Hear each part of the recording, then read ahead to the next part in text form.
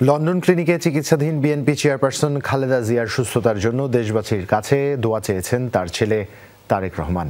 London ক্লিনিকের সামনে অপেক্ষমান সাংবাদিকদের সঙ্গে কথা বলার সময় মায়ের সুস্থতার জন্য সবার কাছে দোয়া চান বিএনপির ভারপ্রাপ্ত চেয়ারম্যান।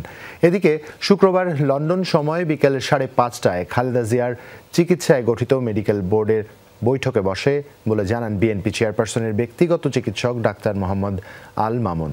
মেডিকেল বোর্ডে লন্ডন ক্লিনিক ও বাংলাদেশের বিশেষজ্ঞ চিকিৎসকদের পাশাপাশি যুক্তরাষ্ট্রের জন হপকিন্স মেডিকেল কলেজ হাসপাতালের বিশেষজ্ঞ ডাক্তাররা ভার্চুয়ালি যোগ দেন।